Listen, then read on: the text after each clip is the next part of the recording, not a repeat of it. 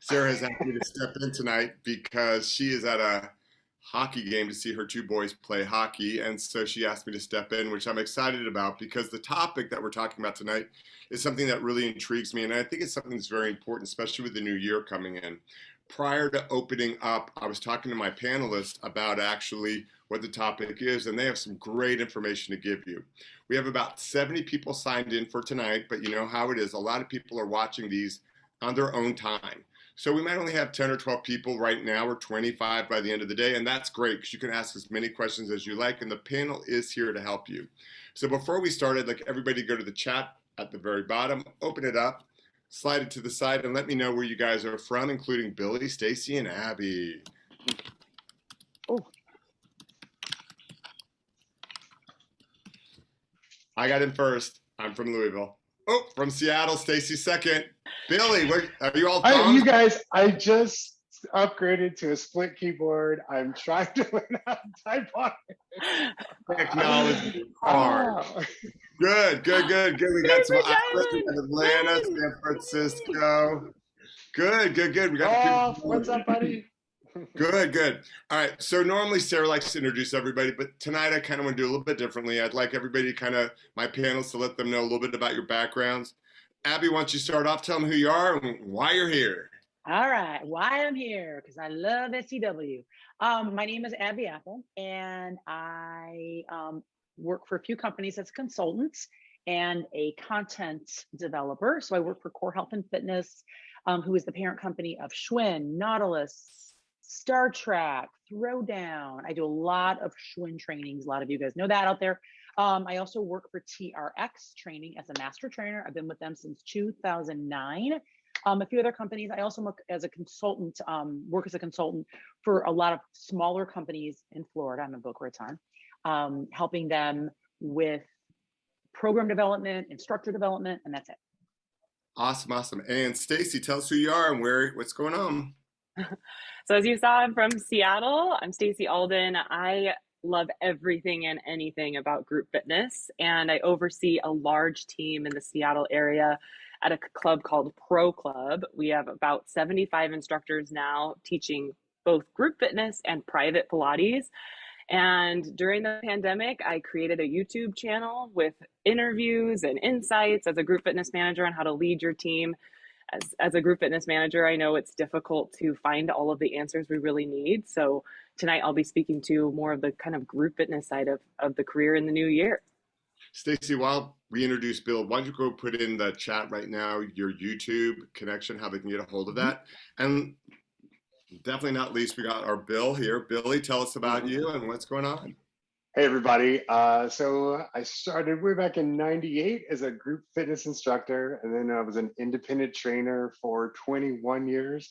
Opened a studio called Diacati Fitness here in San Francisco 17 years ago, and about 5 years ago became a fitness business performance coach, working with studio owners and independent trainers. So I hope that I can help bring this perspective of all the different layers of hiring and recruiting and applying. So yeah, I'm excited to share all that with you all.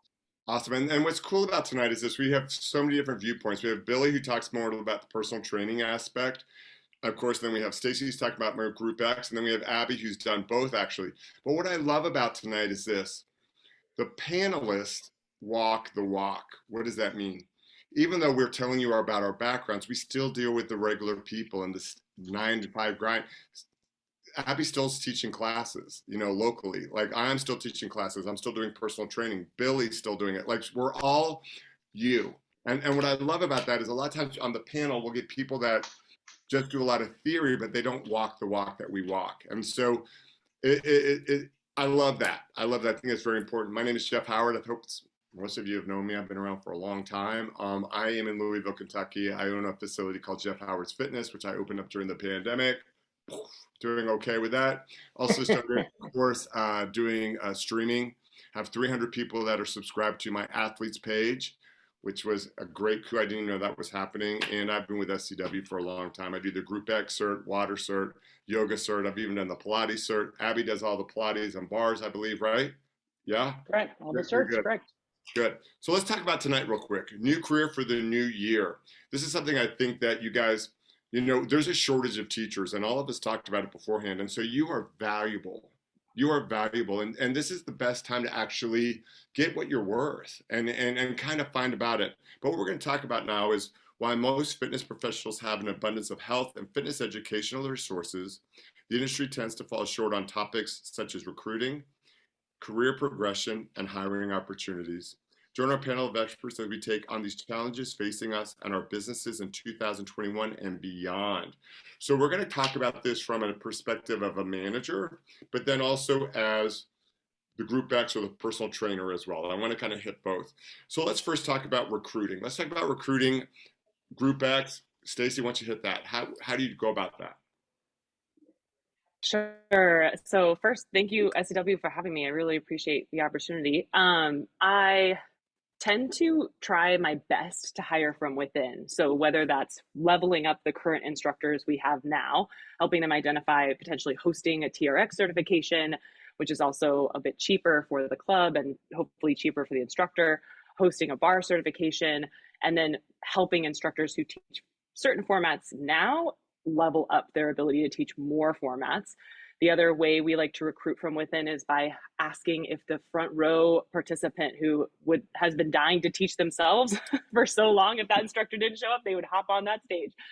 Those participants they don't tend to see it within themselves, but if you approach them about the opportunity, they are more than likely to jump at the opportunity, help walk them through the process, and then help them gain some experience, team teach with the instructors and so forth. And then we use job boards like Talent Hack and Indeed, or we do our best to try to find job boards that are very fitness industry related. Love that. And then Billy, how about you from a personal training standpoint? Quick question. So you mentioned Talent Hack and Indeed. Is anyone else using NamaFit? Have you ever heard of that? Anyone else? It tends to be more Pilates and yoga focused, but we've actually had some success of posting on there. So yeah, just tossing that out as well. Mm-hmm. For us, like you said, Jeff, the past year has definitely, so many trainers have opened their garage gym, or they're still taking folks to the park.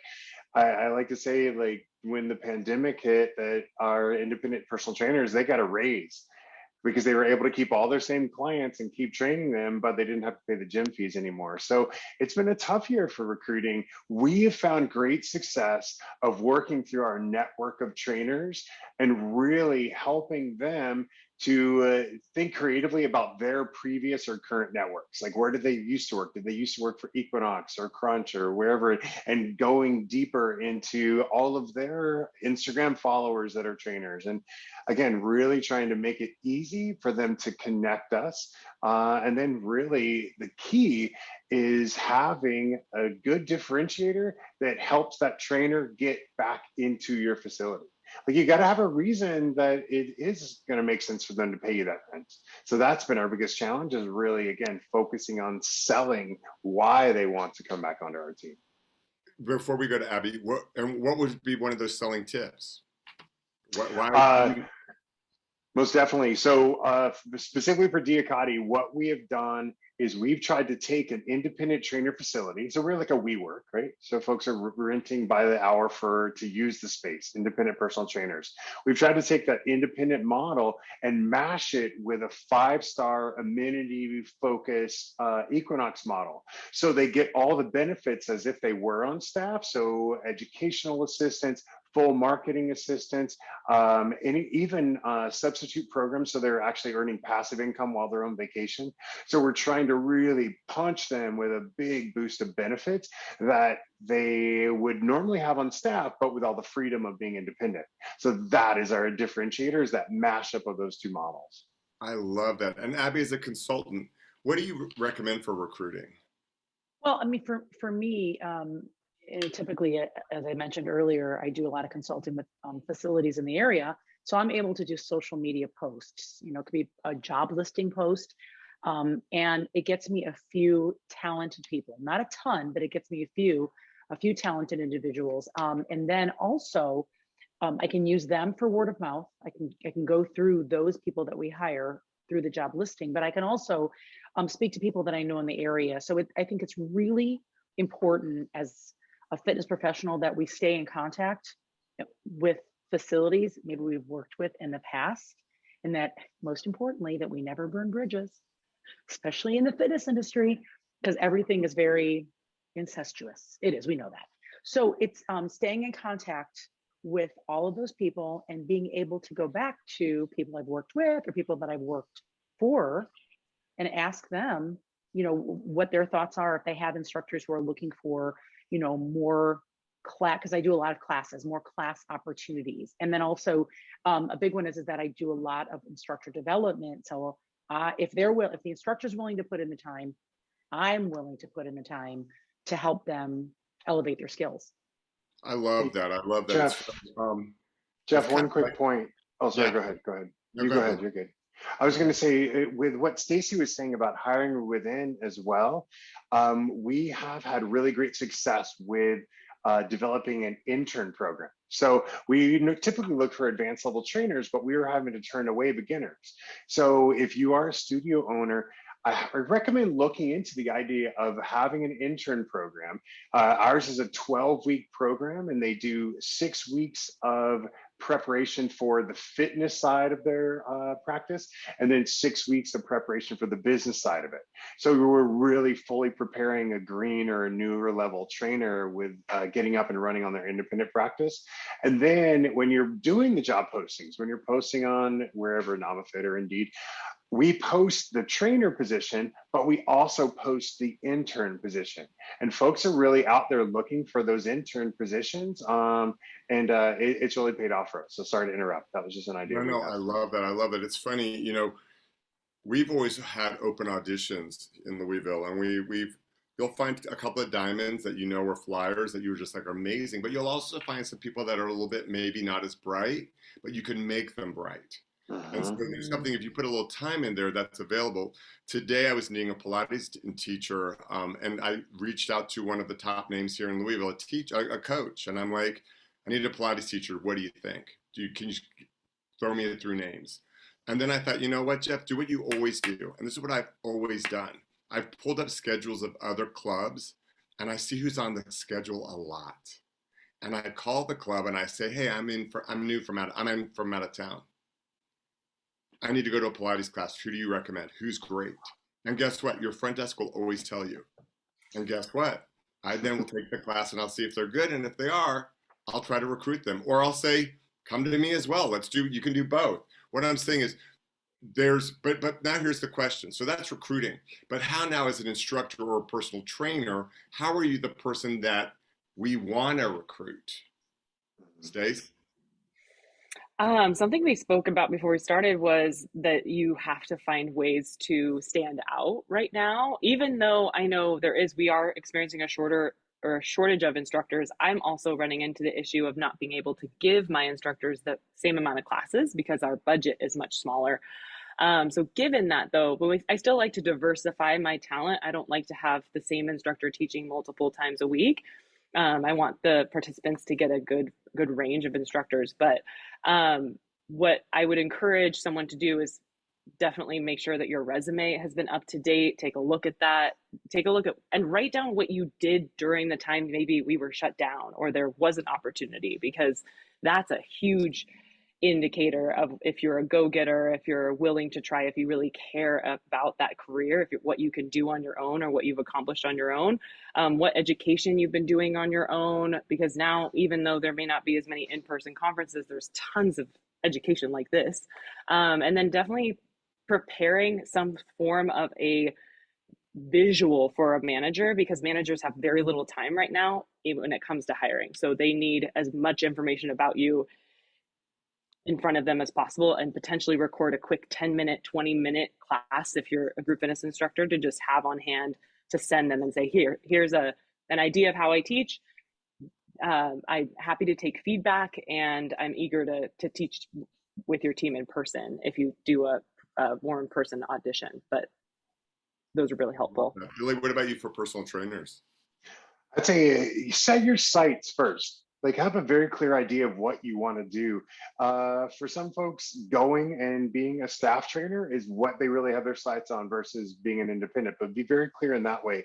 Once you have that, then do some really thorough research in your market, of who the leaders are. Who are the studios that are the leaders that are, again, going above and beyond, and whether it's benefits, whether it's just the product and services and the experience they offer. Find the leaders and then study who is currently on their roster. Who is the person who opened that facility? If it's a small boutique studio, who is the owner? What is their background? You're going to learn so much about what they value by studying them. And then you can turn it to you. The last piece of advice: look at what everyone else is doing as an applicant. If they're doing a paper resume, if they're doing a video, if they're doing any type of, again, standard application. And don't be everyone, be the opposite of that. Try something so unexpected to really, again, stop their scroll of resumes. Try and really rattle the cage in a creative way that will help you stand out, in addition to, again, the experience that you're bringing to the table. I love it. Abby? You're like, what was the question? I'm kidding. It's basically Recruiting. No, recruiting. How do you get recruited? I'm kidding. But how do you get recruited? Well, I think, just piggybacking on what Billy just said, though, I think you have to understand, and I think maybe you said it too, Stacy, you have to know where you want to teach. You have to know where you want to be. That's one. So, and I would say go to those facilities and take classes there, the place that you want to be, and understand what the culture is. Understand what kind of classes they have, understand what the most popular classes are and who the popular instructors are. So understand a little bit about the culture in the facility. And then after that, then you contact the director, the manager, make friends with those people, make friends with other instructors in the club. And then I think in addition to that, I think especially over, during COVID, having some type of social media presence was really important, and getting a better grasp, better understanding of technology and how you were going to use that technology, whether it was going to be teaching in person or teaching a hybrid or doing live stream classes. So being able to do that, but I think your social media page should, again, it can be personal, but it should represent, of course, what you want people to see, what you want. And you want to make sure that whatever you put up there, whatever you put on social media, again, if it's your teaching skills, if it's, whatever formats you teach, they should be professional. And I say professional, meaning that you need to really emulate like what you want to be, the people that you respect. So I always joke about it, but I've seen instructors post videos that have some of the ugliest push-ups that I've ever seen in my life. And I know that's just one, but I'm like, do not post janky push-ups. Post good, clean videos. And they might be just movement videos, and they might also be videos where you're speaking. It could be both. And I loved you said, Stacy, about having a video on hand, something that you have in your phone or in your computer, that when someone asks you, hey, can you send me? Because I would rather, instead of doing an in-person audition with someone, I would rather see the video first, to be honest with you. As a manager, I want to see the video first. I want to see if I even want to talk to that person. So send me that first. Then I get an idea of who you are as an instructor, what your skills are. Can I work with you? I mean, I think that's another thing, is what's your personality? Can we work together? Because I can pretty much work with anybody. And Abby, like the same exact idea, and like whether it's a video on your social media or your media kit. The reason that whether you're a personal trainer or a group instructor, the reason that folks love coming to your classes is, first, maybe your teaching skills, but second is your connectivity with them. So don't just show your skills as an instructor in your photos and videos and on your Instagram, your social media page. Show how you're connecting with them in above and beyond ways, because that is what we as people hiring managers, that's what we want. We want that glow and that connectivity. So your responsibility is to show us that in your application as well. I love that. And I want to say this as well, whenever I was hustling, you know how you're going to get your subbed class. Everybody on this panel will have you sub a class probably. You're going to tell them to write a comment card and put your name on it if they like the class. Because all of us on this panel, if we see your name 4 or 5 times, we're going to want to know who you are. And we're going to say, who is this person that I'm hearing about? That's how I got my position at Milestone, was I would sub a class like everybody else, and I'd say, my name is Jeff. If you like it, write a comment card, write a comment card. If you want to see me more, write a comment card. You guys, management has to look at comment cards. They have to look at them and they have to respond to them. So little things like that, but we've got to also treat it like a business. You know, we had spoken a little bit prior. When you have an interview with a job, you need to follow up with a thank you note.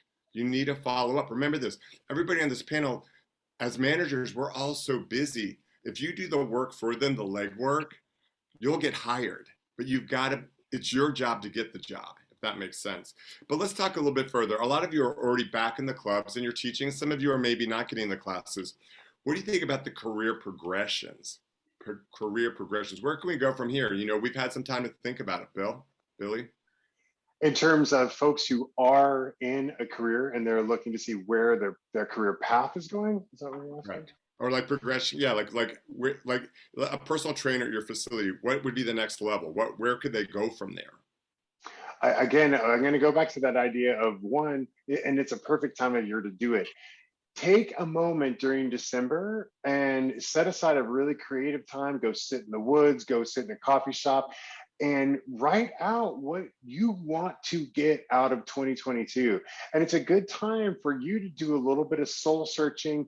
If you have to do something, like if you're looking at your like personality, like Myers-Briggs or Enneagrams, or your skills, or what you enjoy, like put all that on paper and kind of massage that into your ideal career path for 2022. Once you have that down, then again, once you've done the research of where you want to go, you've gotten in there, look and see where are the next 5 years going to take you in that facility. Abby was talking about earlier, like at an Equinox trainer. Once you kind of worked your way up in the ranks as a general membership trainer, then you're going to hit a ceiling where you either have to go to management or you have to leave the club and come to an independent facility. So be very aware of where the 5-year path is for your vision as well. Don't just get stuck in, all right, this is where I want to be in the next 6 months. Play that out yourself, so then you have a clear plan of where you want to head. I love that. Abby, he mentioned you about Equinox. You were saying something prior as well about like club managers and all that good stuff. Well, I think, you know, and I was with Equinox for years, and I was a manager there. And for instructors at Equinox, you too, right? Yeah. There's no other direction to go but management. They've given some, and I think recently they've given you some other opportunities, but it's very rare that you'll get to take advantage of those other opportunities with, say, content development. That's so rare because most of it happens in New York or in LA. So it's very rare that it's going to happen where you are. Could be Chicago, Dallas, or in Miami. So typically it's like you go into management. But what I said earlier is that not everybody is right for management. Not everyone has the skills to manage a team. That takes time to develop that. It's not something that you throw in there. And I know a lot of facilities, what they do is, and then maybe I don't know if it's just, well, we don't even get into that, but they hire your most popular instructor. They hire the most popular instructor and they hire the most successful personal trainer to manage the rest of the team. And sometimes, as I said earlier, that can be a little conflict with, if you've got, you know, some of your really good instructors have egos. They have egos. Who knew? And they're actually some of your diva instructors are like your best instructors. As a manager, you have to know how to manage a diva instructor. Not a, yeah, you, Jeff. You have to know how to manage that. Now think if you hired the diva instructor to be the manager. It's a little challenging. So there's other directions that you can go, whether it's in education. And I know people ask me so often about, you know, how do I become a fitness educator? And it's definitely some challenges in doing that. But if you put in the time, and I think this is what weeds people out, as a fitness educator, I had to go through different steps. And that means that I had to write a program that I thought there was a need for. I had to create education that I thought there was a need in the fitness industry. And then I had to apply for ACE and AFA for continuing education credits. A lot of people don't want to do all that. There's a little bit of work involved in that. That means you've got to be first certified by those organizations. There's one step. And then 2, you have to write all that programming. I mean, 3, you've got to figure out what the need is, because anytime you're doing education, there has to be a need.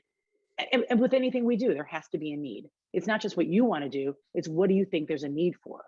So create, you know, again, fill that need and you'll have a little bit more luck. It's not luck. It's not just being in the right place at the right time. But it's also developing all those skills over a period of time. that when you are in the right place at the right time, you are there to take a hold of that opportunity. I love that. Stacey, do you want to add anything? Sure. I mean, when Billy was talking about like heading into the woods and writing down what you want to think about in 2022 or what you want to do in 2022, when I think about group fitness instructors is two things. There's two things. One is how can we as group fitness instructors identify what makes us thrive as a teacher? So we can always morph into whatever we may need to do if we're subbing a class, but what really is our teaching philosophy? Whether we're teaching yoga or Zumba, do we really love to make it really high energy, or do we want to make sure that everyone in the room feels successful? Or do you want to make it more like a dance class, or do you want to make it more like a fun, silly movement experience? So what really is very important to you as an instructor, identifying which clubs or facilities align with that. And then the second is to really focus on putting yourself in the shoes of your participants, because they've gone through a whirlwind of change as well during these past 2 years. And we as instructors really need to understand, the concept of behavior change along with personal trainers. What brought them to your classes? What's helping them stay? And maybe they don't even choose to stay in your class, but how can you help them choose to stay in some other class? Like how are we going to help more people move and just keep it more simple? So I think group fitness instructors need to really go deep on those two things. I love that. I love that. And I also want, any job that you have, you're allowed to be reviewed and ask for more monetary or other perks that go with that job. And so it's so funny, in the movement field, we're so afraid to ask for money. All of us are. I don't know what that's about, but it's not a bad thing to ask for. You're doing it for monetary reasons. Excuse me. Thank you. I know. Anyway, so, I'm a firm believer when you get hired at a job, to be hired at that rate, and then say, in 3 months, if I do a good job and I perform, can we re-talk about this? And I tell you this, first of all, your manager's going to be thrown off by that question a little bit, but guess what? They're going to realize, or PT, let's say you have a 50-50 split. Can we talk about that margin then if I start to bring in X amount? Just because they might have a tier system that they have on the books, there's always leeway.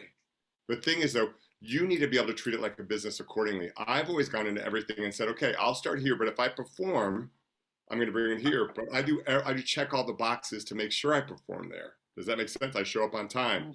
I'm prepared. I write down my choreography. I do social media posts every day of my life about what I'm teaching and where I'm at. When I recruit people, I look at your social media. I can tell if you're a morning teacher or a night teacher. If you like to hang out, there's nothing wrong with that, but I'm going to put you at night. You're a night teacher. If you're a person that's a runner and all that, you're going to be a morning teacher. You like to get up early.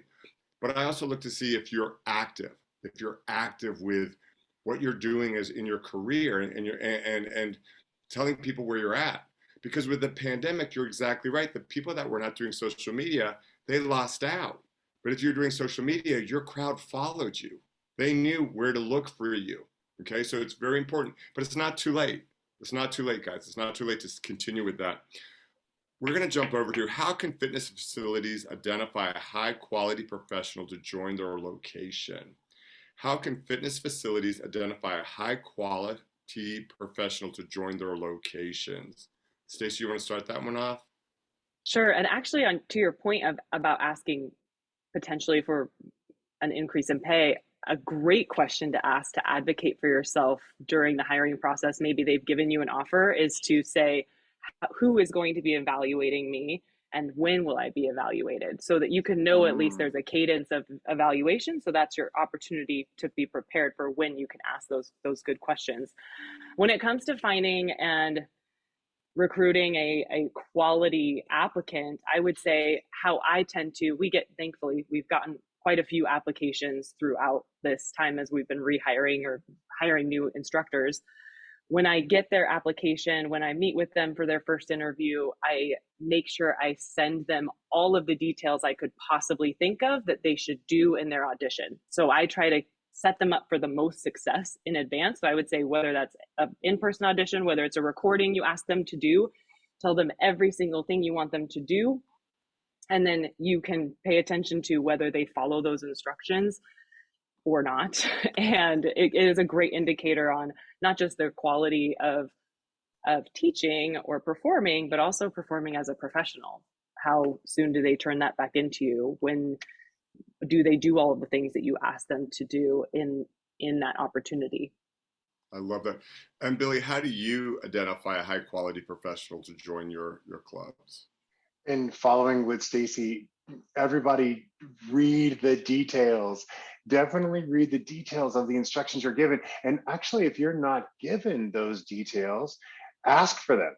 Like, ask them to tell you and define exactly what they are looking for. For us, we have a 5-part interview. So first it starts with personality, then it goes through fitness programming, and then it goes through, literally ends up with a shadow session where we're shadowing them doing a full personal training session. Throughout that process, though, number one for us is personality. Above and beyond everything. We're really looking for that, again, that connectivity and that glow. But we are giving them opportunities and so many touch points to go above and beyond. Number one, be early. Oh my gosh, late, heck no. I refuse to hire anyone who's late, but be early and on time, and do a practice run to get there if you need to.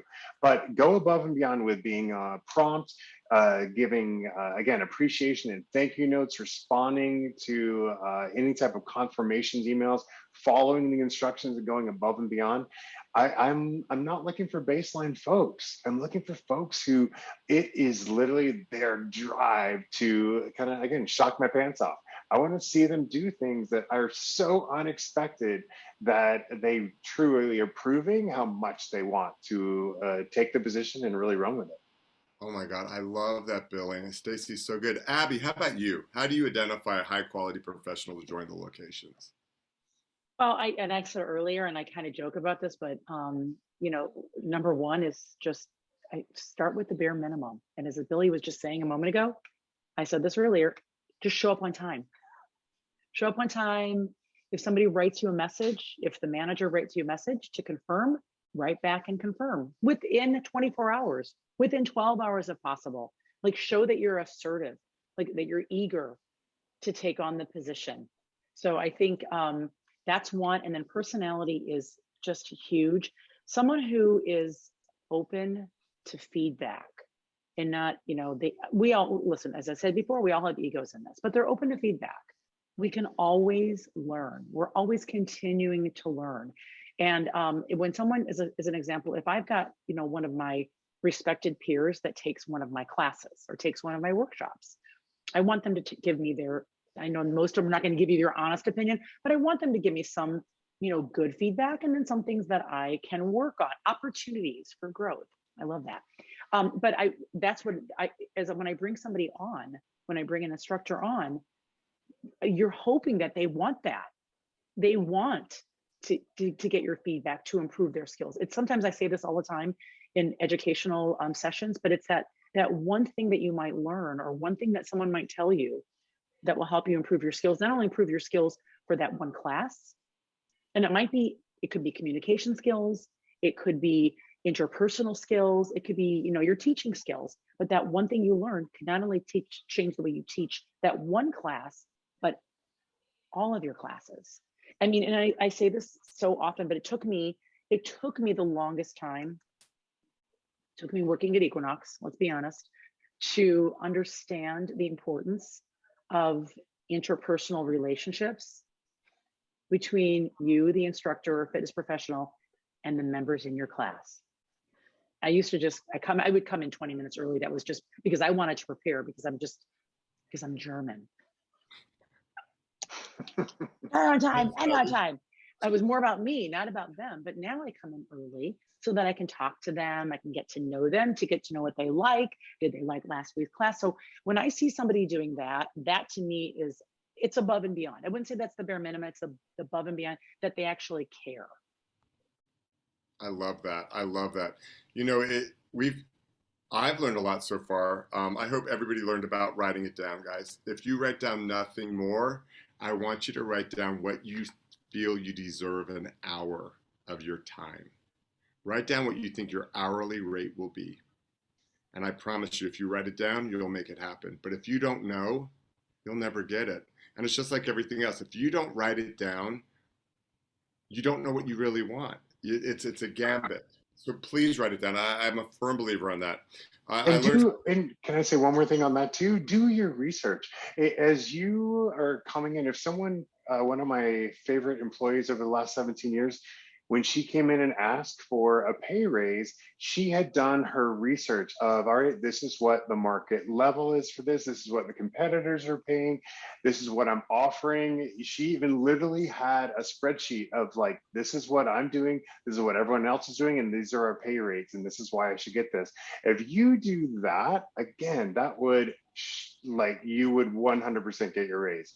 Do your work. Don't be lazy about it, right? Go above and beyond. And it even goes down to this, people, they let how many people they swipe. They know how many people come to that club a week, a day. Mm-hmm. They Yeah. also count all the classes. You have a number now. The amount of people that walk in and the amount of people that take your class, you have a ratio. So you have something to work with. And let's be honest, not all clubs, especially with the pandemic, can give you more money. My club, I was in management. They gave me an iPad to do work on. Okay, Jeff, so we know you're so mobile, let's give you an iPad, which I really appreciated. That was something so small, but it meant a lot to me because that made me feel valuable. Or giving childcare out to their children so they could come and do their shift, or doing certain things like that. It might not always be monetary things that you'll get as an instructor, but it's, as managers, we're listening. And if you do a good job, we want to reward you. I learned something today, and it's going to go back kind of about the burnout. I did personal training this morning, and I went to my client, and she says, I want you to do something different with me today that I can't do on my own. I want to stand on my head or do something different, which meant to me, oh crap, I haven't changed her workout up enough that she thought it was changed. And like Abby said so beautifully, I don't ever look at that, my ego gets hurt. I look at like challenges me. And it's going to challenge me now for the next month to make it better. But it comes down to the question of, with burnout so prevalent for individuals, how do we find a career or job that is right for us? And so with that, was I burned out? Have I been burned out with Missy when I've been training her? Have I just been complacent because I'm not really there? That's where something like that happens, and we have to look at it. But burnout, how do we know if we're having burnout? Especially with the pandemic, it was hard to jump back, Billy. The very first thing I would do, you get out the chalkboard, but I would get out the chalkboard and right where you are right now, what are the things that you love about your job? And, or maybe if it's not your current job, your ideal job, what are the things you would love to be doing at work? What are the things that you could tolerate, and what are the things that you cannot? Like they literally are nails on a chalkboard. Come up with that very honest list. You can go out in the woods again with your chalkboard, but like come up with that very honest list and use that to help you guide. You got to be very honest with yourself of, am I doing the right thing? A lot of folks during the pandemic, they got filtered into virtual training because their club closed and they felt like that's the only thing they should do. And they hate it, but they don't know what else to do and they're stuck in it. So take a moment, take a beat and really look at yourself. There are lots of tools out there. I mentioned a couple earlier, like Myers-Briggs or the Enneagram, to really study where your strengths are and try and reshape your vision for 2022 based on where you will be jumping out of bed every single day, excited to do what you're doing, because then your client is not going to be complaining that she's not doing enough headstands, right? You need to be so psyched to jump up and write above and beyond programs for her, like whatever that is, right? I love that. How about you, Stace? I think burnout it's so tough because it can mean that we're maybe doing too much of what we love, and we have to be aware of what we're doing and how much time that's taking out away from our lives, our loved ones. So I like the test idea too, similar to Billy's point, or like just building that pie graph of like family, pets, nature, hiking, what other things are, you filling your cup with. And really, I think also we need to set expectations for ourselves that 2022 is going to be very similar to 2021. I'm in Seattle. We're still in No. masks. Yeah, we're still in masks we don't have an end in sight. So as an instructor, I would say sit down and get real with the fact that we're going to have more challenges this year, and prepare yourself for those. So just, I think the more we can prepare ourselves in advance, when it comes to a new career or auditioning for a new job, think about, I'm going to be auditioning for the first time with a mask on. I'm going to be auditioning for the first time in a Zoom meeting. I'm going to be auditioning maybe to one person because there can only be so many people in the room. So how can you set your expectation to be more clear, to avoid those surprises, I think, and just put yourself in this kind of willing place to take on those challenges. I love it. How about you, Abby? Well, I think some of us, if you're in the industry long enough and say you're teaching a lot of classes and a lot of formats, you might actually have burnout, and maybe you need a break. Maybe you need a little break for, a short period of time. Maybe you need a vacation. Maybe you need to step away from a few of the classes you're teaching. I mean, that's one, but I know a lot of us, it's a living. So you can't just walk away from making money, and eating. We all need to eat, pay the rent. So I do understand that too. So, we've been hearing this word a lot in 2021, pivoting. So maybe it's just a matter of not so much moving in another direction, but it's expanding or expounding on what you're already doing. So as an example, for years, I taught group fitness classes all through the 90s. That was like where I was teaching most of my like traditional group fitness classes, your sculpt classes, your strength classes, your cycle classes. And I wanted something more. I wanted to learn something more. And so at that moment, there was a choice. I could have gone in the Pilates direction or the yoga direction, because that was becoming very big. And I decided to go in the Pilates direction. And little did I know that just took up so much of my life. It was like I was learning something new that I was able to apply to what I was already doing. It took me years, to gather all of that information about Pilates. And it was, the mat, and then the small equipment, and then the large apparatus. It was everything. But what it did is it brought a freshness and a newness to the way that I was teaching my other classes. I say this all the time about Pilates, that it gave me a whole new vocabulary, and a whole new way of just thinking about alignment and positioning. So maybe it's just right now I'm getting another degree in recreational therapy. Now, do I know I'm ever going to do anything with recreational therapy? Maybe not. Honestly, I just need something that's not music. That's my first degree. But I'm moving in that direction right now.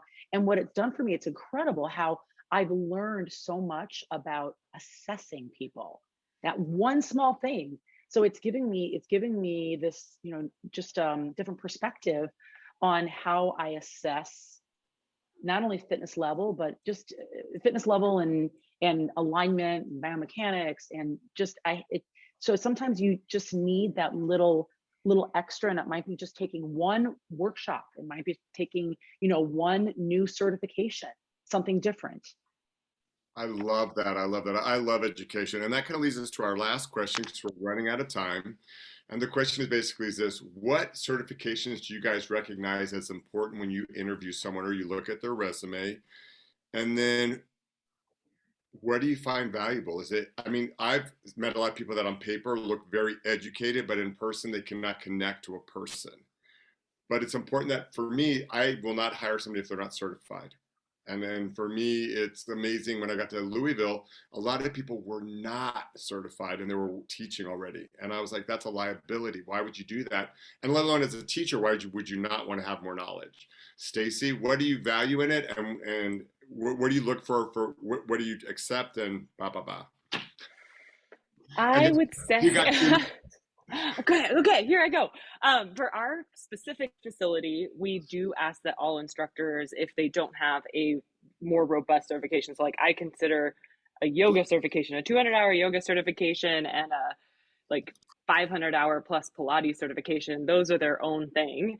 Other than that, all of our other instructors have to have an NCCA accredited certification, whether that's American Council on Exercise, NASM. There's a list of those certifications you can acquire as a group fitness instructor. Those are the basics. And then beyond that, I'm hiring for personality, like we've alluded to earlier. I can teach them a lot. And I know our team, we've had to lean on our team a lot this year to help work with instructors to level them up. And so to Abby's point earlier, they've got to be willing to learn. I give feedback right after the audition. And if they don't respond well, then that's part of their audition. So I would say those are the certifications I pay attention to and that we require. Every club is different. I would say the bare bones, you should have those NCCA accredited certifications. I love it. And you, Billy? The same in terms of the NCCA. Again, once you have your idea of where you're wanting to teach and the type of target client that you want to be working with, I think you can really make a smarter decision of which of those NCCA certs is appropriate for you as a personal trainer, right? So again, if you're working with athletes or teams of athletes, then NSCA is more appropriate. If you're maybe more corrective, check or NASM. So you really just want to be aware of not only the facility where you're working, but who are the clients in that facility? What are their needs? What are their goals and their challenges and pain points? And so that will give you a really smart leg up in knowing the education that you need to come in with.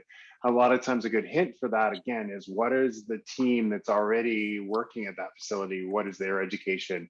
And that'll give you some good pointers and ways to look. I love that. And Abby, finish it up.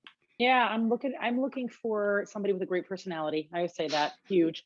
Of course, they need to be certified by a big organization that most of us know. Important, but I'm also looking for some good movement quality and somebody who's got some skill communicating, because you can have we've seen it, a gazillion certifications out there. You're like, I am trained in everything and I've been teaching for 15 years, and some of them I still wouldn't hire, maybe just because they didn't get enough feedback from somebody. And then you can have somebody who has 2 years experience, who maybe learned their trade, they learned their skills with a boutique facility. Maybe they learned at one of the, the smaller bar studios. They learned everything in-house, and I can work with that individual. It just depends, personality and skill. So in experience. So I'm looking for really, you're looking for all three. I love that. I love that. Well, guys, guess what? I can't believe we're out of time, but I've learned a lot. If nothing more, I want all of you to write down what you want for 2022. Write it down. If you don't know, you will not know. And write down what you feel you're worth. Definitely write down what you're worth. People have been asking, do we think the new variant's going to change a lot? I think it depends state to state, but in Louisville, a lot of people have been vaccinated and had the boosters. A lot of people have already had COVID, so they already had So they're becoming more warriors and they're taking more ownership of what they feel they can tolerate or not. I feel that we are always going to be Zooming and we're always going to be live. Bottom line, from now on, I think people are burned out with the Zoom and all that, but still, guess what? It's their habit now. So you've got to do both. I want to thank so much, Billy. You're always giving so much words of wisdom and your passion always shows through. Stacy, thank you. We're lucky to have you at your club. I wish we could all work for a Stacy. And you guys, Abby, I've known Abby for so long that nobody knows more about fitness than Abby. And she has climbed the ladder and has put the grind in for sure. I want to thank everybody tonight. Please put in how they can get a hold of you if you'd like them to get a hold of you. If you have any questions for us, please reach out to us. I want to thank Sarah for letting me step in. I also want to thank Carter. Carter is the man behind the SCW Square that has been so generous tonight with our times and the questions and setting this up for us. And I want everybody to be safe. Have a happy holiday. And we'll see you. See you at the Mania. Take care, guys. Happy holidays, everybody. Bye. Thanks, Jeff.